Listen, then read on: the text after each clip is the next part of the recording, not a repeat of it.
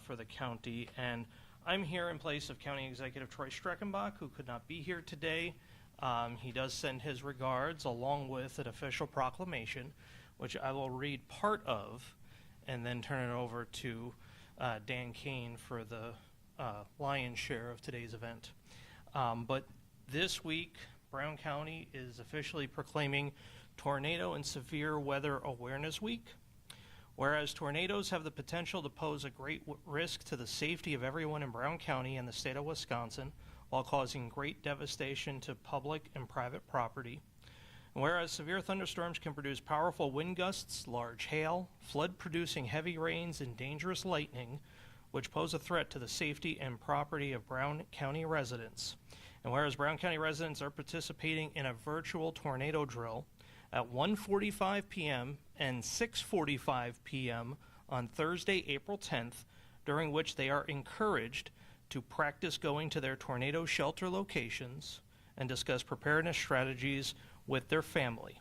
Now, therefore, I, Troy J. Streckenbach, Executive of Brown County, do hereby proclaim the week of April 7 to 11, 2025 as Tornado and Severe Weather Awareness Week, dated this 9th day of April 2025. And at this point, I will turn this over to Brown County Emergency Management Director Daniel Kane. Dan?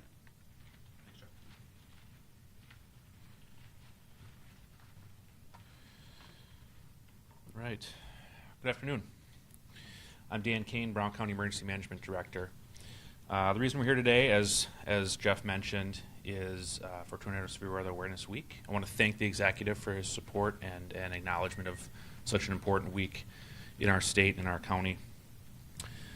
The purpose of today is to encourage the public to become more informed and resilient to severe weather and tornado season, which typically runs from about April until September. And a more prepared and informed public leads to a quicker and more safe response and recovery effort following these types of events. Wisconsin averages about 23 tornado events every year, and in 2024 we had 45 tornadoes, which is the third highest recorded in the state's history, including one that was 25 miles to the northwest of Brown County and one that was about 5 miles to the southwest of Brown County. So needless to say, these events do happen, and they do happen in our area. Over the last 14 years, Brown County has averaged 10 severe weather warnings per year, including severe lightning, strong winds, or hail, as well as 1 tornado warning per year in that same span. So in response to that, there are some things we encourage the public to do to be better prepared for these types of things. Go over those with you now. The first is to be informed about severe weather. We talk about this every year, understanding that severe storms are capable of producing not just tornadoes, but straight line winds as well, that are just as strong in terms of wind speed as tornadoes, 80, 90, 100 plus mile an hour wind speeds with severe wind potential that can also damage structures and create a lot of damage to trees and power lines. Know the difference between a watch and a warning. A watch simply means that conditions are present for these types of events to take place. A warning means they're actively happening or about to happen. That is when you really should be thinking about taking action, is during your warning.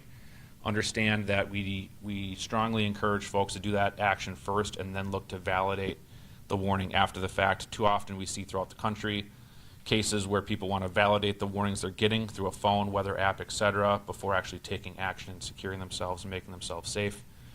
And they get caught up in the storm as a result. And so we encourage folks to first take action and then look to validate after the fact. Have multiple ways to receive these alerts as well. Don't just rely on one thing like a cell phone or a weather app. Make sure you have multiple ways. Weather apps, radio, TV are all good options, as well as a NOAA weather radio as well, battery powered as well, to help ensure that even if you lose power or your phone dies or something to that effect, that you will still have the ability to receive alerts and warnings.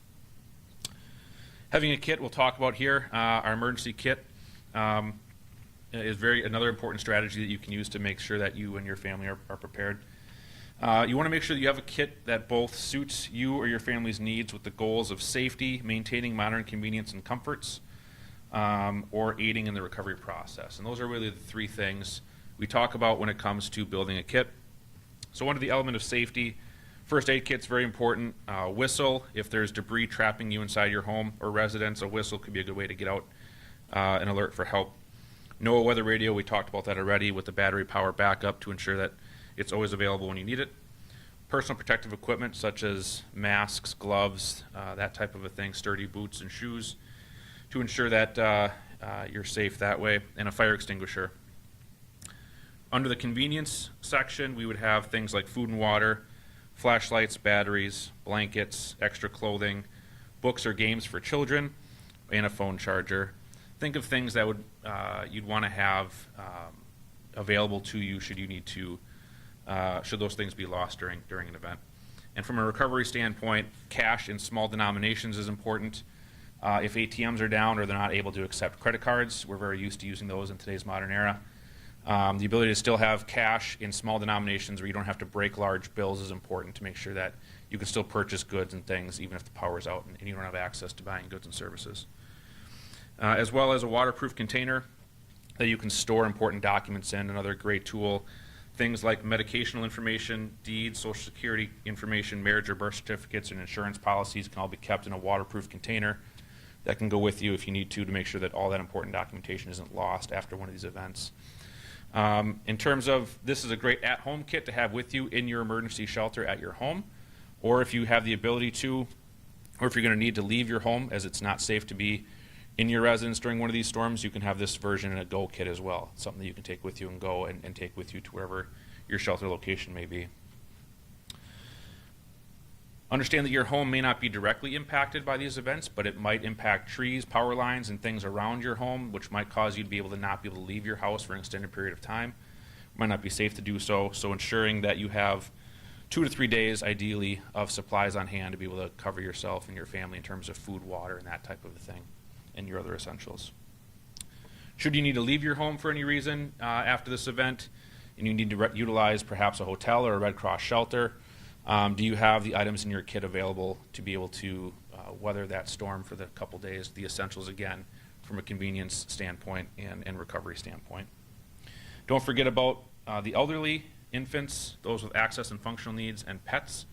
All great things to make sure your kit has those things built in for any special needs that might arise in those special populations.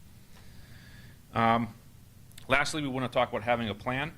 Know where you, and this is what we talk about every year. Know where your tornado safe room is. Should a tornado warning be issued? There are good options, there are better options, and there are best options when we talk about tornado severe weather shelters.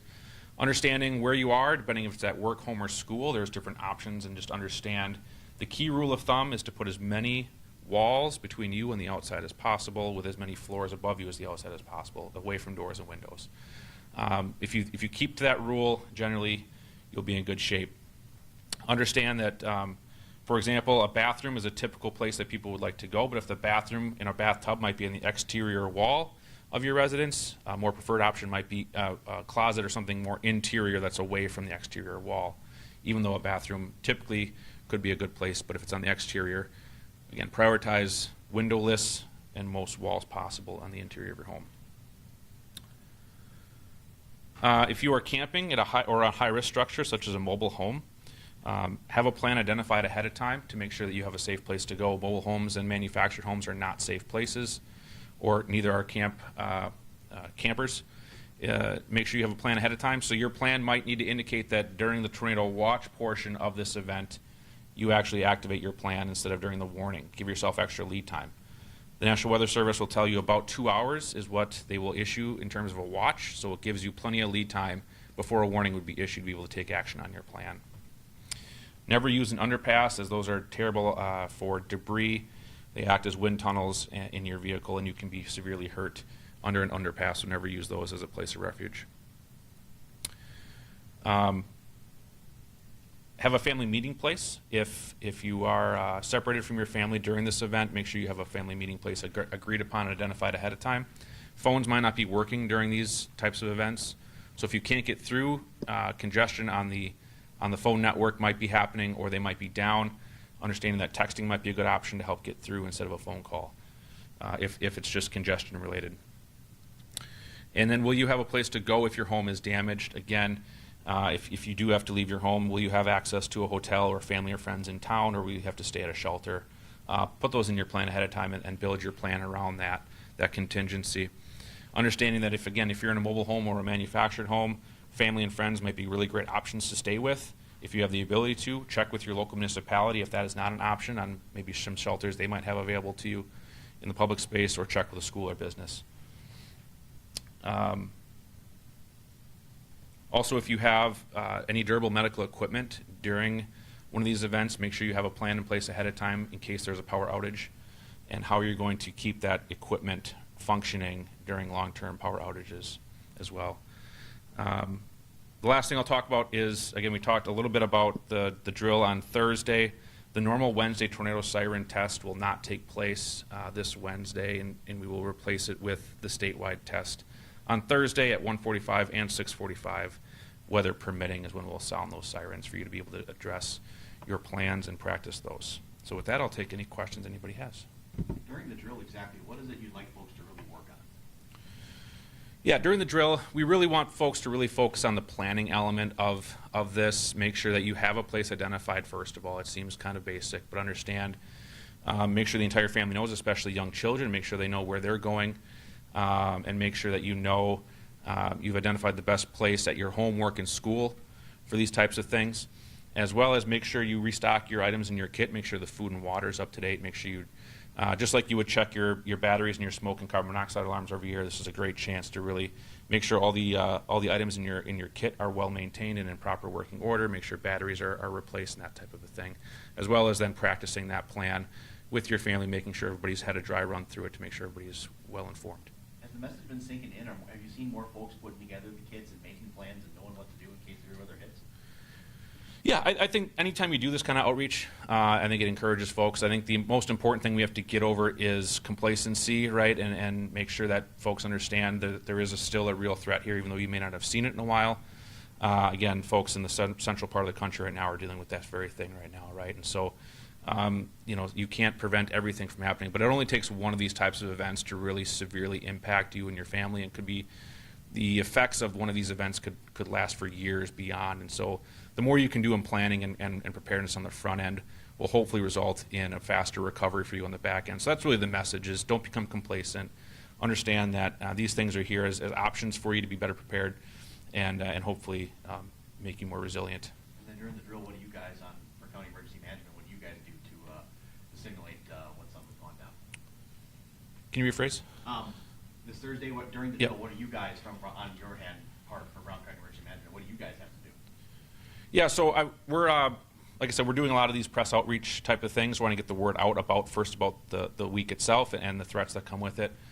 We will activate the sirens as mentioned. We'll practice our plans here, make sure that we're in good working order here, and work with any of our partners and stakeholders to make sure that they know how to best respond, and working with public safety partners as well to make sure that we just did a presentation this morning with the ADRC with those folks and how to be better prepared for this type of event. So just continuing the outreach, continuing the messaging, and pushing out any support that can come from a municipality after one of these events.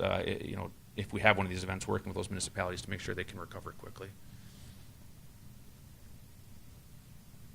Okay? We're good?